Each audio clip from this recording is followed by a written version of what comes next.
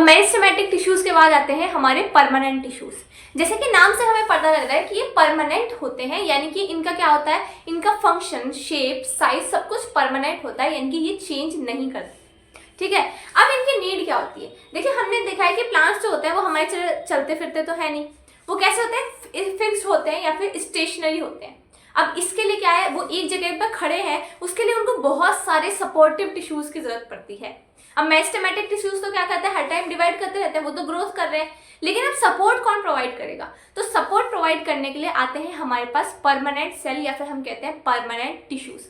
और ये बनते कैसे हैं? जो हमारे पास मेरिस्टेमेटिक सेल्स पहले से प्रेजेंट होती हैं, वही आगे चल करके जब मैच्योर हो जाती हैं, जब बड़ी हो जाती हैं, तो क्या बनाती है, परमानेंट सेल बनाती है। बड़ी मतलब साइज में बड़ी नहीं, मैच्योरिटी के टर्म में कह रही हूँ। तो जब मेरिस्टेमेटिक सेल क्या होती है, मैच्योर हो जाती हैं, तो क्या बनाती है, परमानेंट सेल बनाती हैं। और मेरिस्टेमेटिक सेल के किस में बदलने को, परमानेंट टिश्यूज में बदलने को प्रोसेस बोली जाती है डिफरेंशिएशन। डिफरेंशिएशन क्या होता है, कोई भी एक सेल है, उसने अपने रूप रंग को चेंज कर लिया, तो आप ये समझिए वो हो गया उसका डिफरेंशिएशन। जैसे कि आप हमारी बॉडी में देखिए, जब जायगोट बनता है तो जायगोट क्या होता है, एक सिंगल सेल होती है। अब वो सिंगल सेल डिवाइड कर करके क्या करती है, कुछ सेल बन जाती है मस्कुलर टिश्यू, कुछ बन जाती है क्या, ब्लड टिश्यू, कुछ बन जाती है क्या, नर्वस टिश्यू। तो क्या हुआ, एक ही सेल ने जैसे जैसे डिवाइड करा तो अपने आप को अलग अलग रंग ढंग में डाल लिया, अलग अलग स्ट्रक्चर्स में ढाल लिया। एक ही सेल थी, उसने डिवाइड करा, बहुत सारी सेल्स बनाई, और हर सेल ने क्या करा, अपने हिसाब से काम को डिवाइड कर लिया, अपने हिसाब से अपने स्ट्रक्चर को मॉडिफाई कर लिया। तो यही कहा जाता है कि अगर कोई एक सेल अपने शेप साइज को चेंज कर रही है, कुछ स्पेशलाइज्ड कर रही है, अपने फंक्शन को करने के लिए क्या हो रही है, बहुत ज्यादा स्पेशलाइज हो जा रही है, अपने स्ट्रक्चर को बदल रही है, तो वो प्रोसेस कहलाती है डिफरेंशिएशन। और इसकी डेफिनेशन आप कैसे देंगे कि सिंपल प्लांट्स में अगर मेरिस्टेमेटिक सेल्स किस में कन्वर्ट हो रही हैं, परमानेंट टिश्यूज में कन्वर्ट हो रही हैं to do a specialized task, this is known as the process of differentiation. ठीक है, अब वही बात, जैसे ही मेरिस्टेमेटिक सेल्स क्या हो जाती है, परमानेंट हो जाती हैं, तो जैसे इनके पास परमानेंट फंक्शन, साइज, शेप सब आ जाता है, तो उसके बाद इनको डिवाइड करने की जरूरत नहीं होती। इनका एक अपना काम है, जैसे कि स्टोरेज ऑफ फूड है, तो वो सेल का काम है स्टोर करना फूड को। अब वो ग्रो नहीं करेगी, अब वो डिवाइड नहीं करेगी। तो permanent tissues do not divide, यानी कि परमानेंट टिश्यूज डिवाइड नहीं करते हैं। अब ये होते हैं दो तरीके के, जैसे कि हमने पहले भी चार्ट में देखा था, सिंपल और कॉम्प्लेक्स। तो सिंपल को स्टार्ट करते हैं, उसके बाद कॉम्प्लेक्स देखेंगे। सिंपल का मतलब है जिसमें सिर्फ एक तरीके की सेल मिलकर के टिश्यू को बनाती है। ठीक है, तो चलिए स्टार्ट करते हैं। अब देखो, जो हमारे सिंपल परमानेंट टिश्यूज है वो भी क्या है, तीन तरीके के हैं, पेरेन्काइमा, कोलेनकाइमा और स्क्लेरेन्काइमा। अब तीनों की हम क्या करेंगे, एक साथ रिलेटिव स्टडी करेंगे, यानी कि एक ही इसमें मैंने तीनों को क्या करें, डिस्क्राइब करने की कोशिश करूंगी, साथ के साथ पढ़ते चलेंगे क्या क्या डिफरेंसेस है। ठीक है, तो सबसे पहले आती है पेरेन्काइमा के स्ट्रक्चर। तो पेरेन्काइमा की जो सेल्स होती हैं वो थिन सेल वॉल की होती हैं, यानी कि उनकी जो सेल वॉल होती है वो बहुत ही पतली होती है। वहीं अगर हम देखें कोलेनकाइमा की सेल वॉल, तो वो कॉर्नर्स पे से थिक होती है, यानी कि जहां जहां कोने होंगे वहां पर क्या होगी, हमारी सेल वॉल थिक होगी, मोटी होगी। तो यहाँ पे ये मैंने दिखाया था, देखिए ये कॉर्नर, ये कॉर्नर, ये कॉर्नर, सभी कॉर्नर्स पे क्या है, सेल वॉल मोटी है, थिक है। वहीं अगर हम देखें जो स्क्लेरेन्काइमा होता है, तो स्क्लेरेन्काइमा में थिक लिग्निफाइड वॉल्स होती हैं, यानी कि बहुत मोटी मोटी सेल वॉल्स होती हैं। किस चीज में क्या चीज उसके अंदर ज्यादा होती है, लिग्निन उसके अंदर ज्यादा होता है। अब लिग्निन क्या होता है, लिग्निन एक ऐसा कॉम्प्लेक्स सब्सटेंस होता है जो सेल वॉल को इम्परमिएबल बनाता है, यानी कि उसके आर पार कुछ जाने नहीं देता। तो अब क्या है, जो हमारे स्क्लेरेन्काइमा है उसमें जो लिग्निन होता है बहुत ज्यादा होता है, जिस वजह से सेल वॉल मोटी हो जाती है बहुत ज्यादा और इम्परमिएबल हो जाती है। ठीक है, अगर हम देखें इसमें जो हमारा पेरेन्काइमा है, तो इसमें इंटरसेलुलर स्पेस बहुत ज्यादा प्रेजेंट होता है, यानी कि सेल्स के बीच में काफी सारा स्पेस प्रेजेंट होता है। वहीं कोलेनकाइमा में थोड़ा कम इंटरसेलुलर स्पेस प्रेजेंट होता है, और स्क्लेरेन्काइमा के अंदर इंटरसेलुलर स्पेस बिल्कुल भी प्रेजेंट नहीं होता, यानी कि सेल्स बहुत चिपकी चिपकी रहती हैं आपस में। ठीक है, फिर आते हैं वैक्यूल्स। वैक्यूल्स में हमने देखा था कि फूड की स्टोरेज वगैरह करते हैं प्लांट्स में, वैक्यूल्स है ना, जो हमारे यूनिट थी फंडामेंटल यूनिट ऑफ लाइफ, उसमें पढ़ा था। तो वैक्यूल्स पेरेन्काइमा में बहुत बड़े बड़े होते हैं और सेंट्रल वैक्यूल्स होते हैं। तो यानी कि पेरेन्काइमा में वैक्यूल्स प्रेजेंट होते हैं, वहीं कोलेनकाइमा में भी वैक्यूल्स होते हैं, बट इनमें थोड़ा सा डिफरेंस होता है। जैसे मैंने कहा ना कि पेरेन्काइमा में क्या है, सेंट्रल वैक्यूल है, सेंट्रल में बड़ा सा वैक्यूल है। वहीं कोलेनकाइमा में थोड़े से छोटे होते हैं वैक्यूल, पेरेन्काइमा के कंपैरिजन में, लेकिन वो क्या होता है पूरे सेलुलर स्पेस में प्रेजेंट होते हैं, यानी कि फैले हुए रहते हैं। देखो यहाँ पे मैंने फैले हुए बना रखे हैं, ये बीच के जो वैक्यूल्स हैं यानी कि पूरे स्पेस में फैले हुए हैं, केवल एक सेंटर में नहीं है। ठीक है, ये वैसे डिफरेंस याद नहीं रखना, सिर्फ वैसे ही बताया था। तो और बाकी क्या है, जो हमारा क्या है स्क्लेरेन्काइमा है, स्क्लेरेन्काइमा में वैक्यूल्स होते ही नहीं है। फिर आती है बात न्यूक्लियस की। तो न्यूक्लियस हमारे पेरेन्काइमा में बहुत अच्छा प्रेजेंट होता है, बड़ा सा न्यूक्लियस प्रेजेंट होता है। कोलेन्काइमा में भी न्यूक्लियस प्रेजेंट होता है बट थोड़ा सा छोटा न्यूक्लियस प्रेजेंट होता है, और वहीं स्क्लेरेन्काइमा में न्यूक्लियस प्रेजेंट नहीं होता।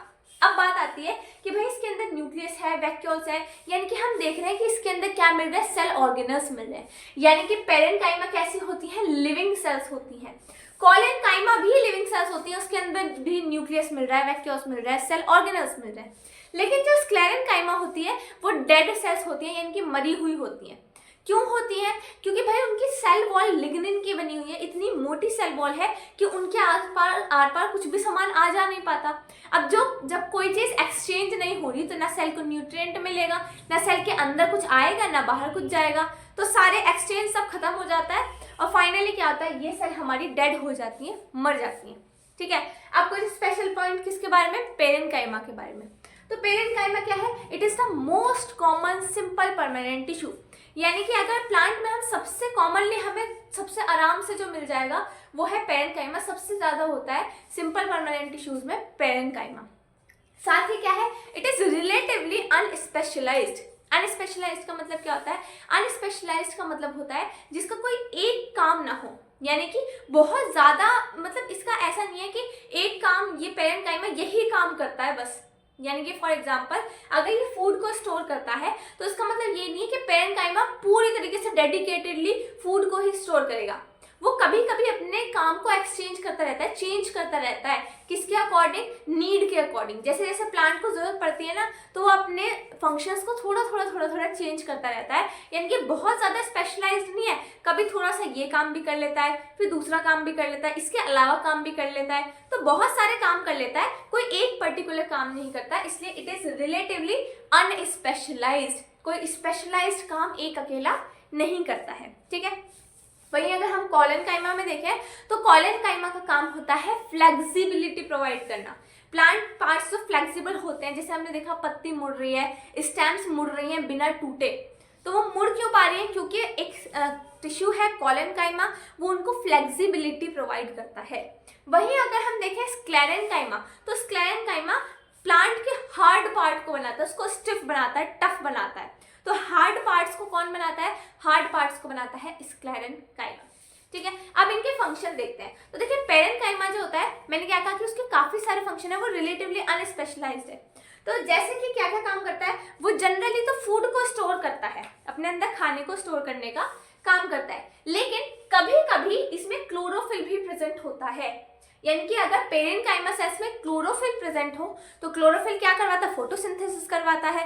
तो ऐसी सेल्स फोटोसिंथेसिस भी कराने में, यानी कि पेरेन्काइमा फोटोसिंथेसिस भी करा रही है, तो इसलिए ऐसे पेरेन्काइमा को बोलते हैं क्लोरेन्काइमा।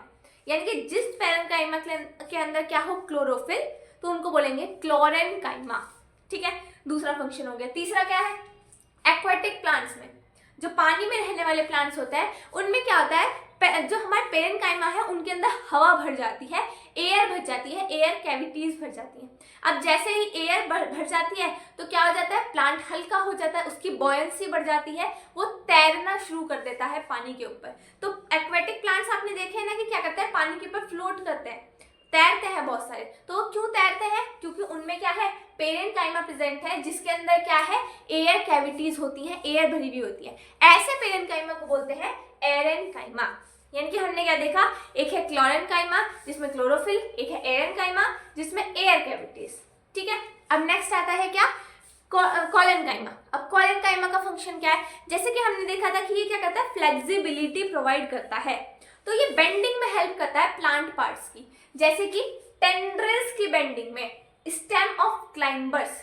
अब ये क्या होते हैं, क्लाइंबर्स तो होते हैं जो बेल होती है ना, यानी कि जो चढ़ते हैं, क्लाइंब करने वाले क्लाइंबर्स, ऐसे जो बेल होती हैं जो चढ़ती हैं, आपने देखा होगा ऊपर लंबी लंबी चढ़ जाती हैं, दीवारों पे चढ़ जाती हैं, तो होते हैं क्लाइंबर्स। तो उनकी स्टेम क्या होती है, आपने देखा होगा फ्लेक्सिबल होती है, तभी तो ऊपर मुड़ जाती है। तो फ्लेक्सिबल क्यों है, क्योंकि उसमें क्या है, कॉलेनकाइमा है। अब ये क्या है, टेंड्रिल। तो टेंड्रिल होते हैं, आपने देखा होगा पेड़ों में से बहुत हल्के हल्के धागे जैसे स्टेम निकले रहते हैं, जैसे कि आप ग्रेप्स में बनाते थे ना, इस तरीके से जब ड्राइंग बनाते थे तो ग्रेप्स बनाए उसके ऊपर ऐसे ऐसे निकाल देते थे, ऐसे धागे टाइप में। तो वो धागे जैसे क्या होते हैं, वो टेंड्रिल होते हैं, बहुत सॉफ्ट होते हैं। तो उनको भी कौन बेंड कराता है, कॉलेनकाइमा। और ये और क्या करता है, ये मैकेनिकल सपोर्ट प्रोवाइड करता है। अब मैकेनिकल सपोर्ट तो वैसे आप तीनों में लिख सकते हैं, तीनों का एक कॉमन फंक्शन होता है मैकेनिकल सपोर्ट। मैकेनिकल सपोर्ट क्या मतलब कि उसका जो एक तरीके से आप देखें कि उसके फिजिकल स्ट्रेंथ जो प्रोवाइड कर रहा है, जो उसको पेड़ के स्ट्रक्चर को बनाने में हेल्प कर रहा है, वो होता है मैकेनिकल सपोर्ट। ठीक है, अब आता है स्क्लेरेनकाइमा का फंक्शन। तो स्क्लेरेनकाइमा क्या कर रहा था, स्क्लेरेनकाइमा भी मैकेनिकल सपोर्ट प्रोवाइड कर रहा है, वो प्लांट पार्ट को स्टिफ बना रहा है। और क्या कर रहा है, ये हार्ड बना रहा है, जैसे कि कोकोनट हस्क में, कोकोनट देखा, नारियल, नारियल के बाहर क्या होता है, एक आपने देखा होगा ब्राउन सी लेयर होती है जिसमें धागे जैसे होते हैं, उनको खींच के निकाला जाता है, ब्राउन ब्राउन से होते हैं। तो वो भी किसके बने हुए होते हैं, स्क्लेरेनकाइमा के, यानी कि प्लांट पार्ट को क्या बना रहा है, हार्ड बना रहा है, स्टिफ बना रहा है। साथ में क्या करता है, मैकेनिकल सपोर्ट प्रोवाइड करता है। इसलिए क्या होता है, ये बहुत सारी जगह पर प्रेजेंट होता है ताकि प्लांट को सपोर्ट मिल सके, जैसे कि वस्कुलर बंडल्स के आसपास, वस्कुलर बंडल जाइलम और फ्लोएम। ठीक है, और कहाँ प्रेजेंट होता है, स्टेम्स में प्रेजेंट होता है, ताकि स्टेम कैसे रहे, तने मजबूती से खड़े रहे, इसलिए क्या है उसमें स्क्लेरेनकाइमा है। साथ में क्या है, वेन्स ऑफ लीफ। आपने लीफ देखी है, उसके अंदर आप इस तरीके से स्ट्रक्चर बनाते हैं वेन्स टाइप, जो ऐसे आप लाइंस बनाते हैं, तो वो लाइंस होती हैं वेन्स। ठीक है, तो वेन्स में भी, लीफ की वेन्स में भी क्या प्रेजेंट है, स्क्लेरेनकाइमा प्रेजेंट है। साथ में hard covering of seed and nuts, जो आप देखते हैं ना कि नट्स जो होते हैं उसके छिलके होते हैं हार्ड, जैसे मूंगफली का छिलका है, तो वो क्या है, हार्ड है, तो वो किस चीज़ के बने होते हैं, वो बने होते हैं स्क्लेरेनकाइमा के। ठीक है, ये तो हमने कॉमनली पढ़ लिए, बट हम इसके बाद क्या करेंगे, जैसे ही हम simple permanent tissue, complex permanent tissue पढ़ेंगे, उसके बाद हम एक ऐसा डायग्राम देखेंगे जिसमें आप देखेंगे एपिडर्मिस वगैरह दिखा रखा है। तो वो डायग्राम को हम पूरा जब ये पढ़ लेंगे उसके बाद देखेंगे, उसमें और भी जगह ऐसी निकल के आएंगी जहाँ पर ये टिश्यूज प्रेजेंट होते हैं। ठीक है, तो वो हम लास्ट में देखेंगे। ये क्या है, ये हमारे सिंपल परमानेंट टिश्यूज यहाँ पे खत्म हो गए।